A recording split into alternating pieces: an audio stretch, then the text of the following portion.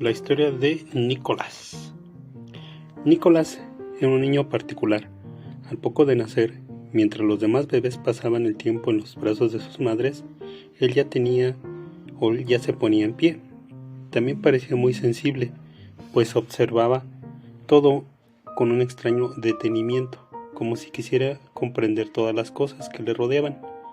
Quizá por esa razón a menudo se distraía y él comía poco. Lo más curioso, sin embargo, es que siempre dejaba de mamar el viernes, justamente el día que muchos religiosos ayunaban. Pero no podía ser que aquel crío conociera ya las reglas de la religión.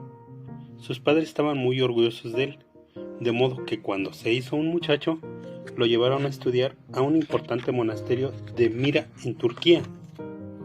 Con su larga cabellera castaña, los ojos vivos y vestido con una simple túnica, un día Nicolás estaba paseando por aquella ciudad cuando oyó que dentro de una casa alguien se lamentaba amargamente.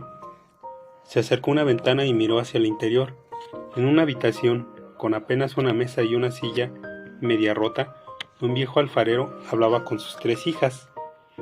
Queridas mías, ya no estoy en condiciones de trabajar, y ya no nos queda ni siquiera una moneda. Así no podré concederles ninguna dote. Pero entonces no podemos casarnos nunca, se quejaron ellas al unísono. Y es que en aquel tiempo, en el momento de contraer matrimonio, era necesario intercambiarse grandes regalos. Las chicas solían aportar por lo menos un baúl lleno de sábanas y telas bordadas, que es lo que llamaban la dote, precisamente.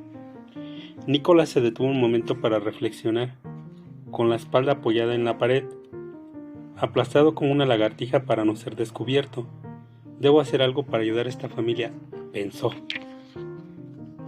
Después de cenar a toda prisa en el monasterio, al caer la noche, el joven volvió a la pobre casa y echó una ojeada. Todos dormían. Agazapado y sin hacer ruido, se acercó a la ventana y después de abrir el postigo, sacó una bolsita que le llevaba atada a la cintura y la dejó en el interior.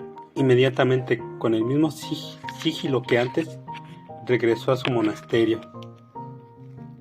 Al amanecer, cuando el viejo hombre se despertó y abrió el saquito que parecía haber caído del cielo, se quedó pasmado. Estaba lleno de monedas. Había suficiente dinero para proporcionar la dote a una de sus hijas. Así que ese mismo día, la mayor de las hermanas se desposó con un joven al que ella amaba. Se celebró una boda preciosa, con canciones y un alegre banquete. Cayó de nuevo la noche y Nicolás se propuso repetir su donativo con otro saquito de oro. Pero el alfarero quería saber quién era su benefactor y por eso se había decidido mantenerse despierto. Sin embargo, ya fuera por el vino bebido durante la fiesta, por el cansancio o quizá por la emoción, su cabeza comenzó a balancearse hasta que quedó dormido sobre la mesa. Solo entonces entró Nicolás. Así que al amanecer, la casa pobre se llenó nuevamente de sonrisas, besos y abrazos. Con las monedas del segundo saquito podía casarse otra hija, y así fue. La segunda también se unió en matrimonio, y se celebró una gran fiesta que duró hasta el anochecer. Por esta vez el padre tuvo una idea para sorprender al desconocido.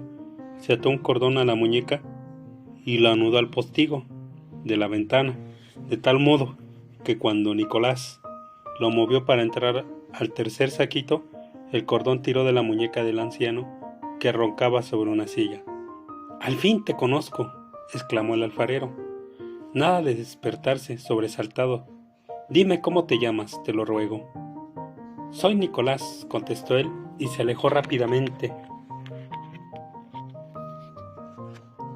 Enseguida corrió la voz de lo ocurrido por las calles del lugar, y fueron muchos los que quisieron acercarse al monasterio para conocer al muchacho que había salvado de la miseria a las hijas del alfarero.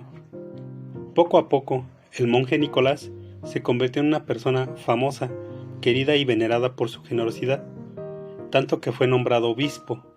Años después, la hambruna azotaba la ciudad de Mira y sus habitantes no tenían con qué alimentarse. Hasta el puerto entonces llegó un barco cargado de trigo y Nicolás salió corriendo hasta el muelle para pedir al capitán de aquella nave que repartiera el grano entre los pobres. Pero el capitán respondió: No puedo, debo llevar mi carga a la capital, pero es aquí donde la gente tiene hambre, insistió Nicolás. Reparte la comida. A regañadientes el hombre dio la orden: descargar su mercancía. ¿Qué voy a hacer? Llegaré a mi destino con el barco vacío, se lamentaba, pero cuando el capitán y su tripulación regresaron a bordo, se percataron de que las bodegas estaban llenas. Otra vez, los sacos de trigo se habían multiplicado como por arte de magia. En el muelle, Nicolás sonreía. Aquel extraordinario milagro era obra suya. Ya no era un muchacho, tenía el pelo canoso y una barba plateada. Vestía una larga túnica blanca y roja, y entre las manos sostenía un bastón corvado. La fama de su bondad se había extendido casi a todas partes, y muchos esperaban que realizara sus buenas obras. Normalmente, un poco antes del solsticio de invierno, hacia el 22 de diciembre, se dice que incluso después de morir, continuaba llevando regalo a los niños de todo el mundo. Sus presentes alcanzaban tierras muy, muy lejanas, más allá de las montañas, hasta regiones muy frías, allí donde lo llamaron San Nicolaus, Sinterklaas o Santa Claus. Aunque se trataba siempre de la misma persona, el obispo Nicolás, también conocido como Papá Noel. Esta es una historia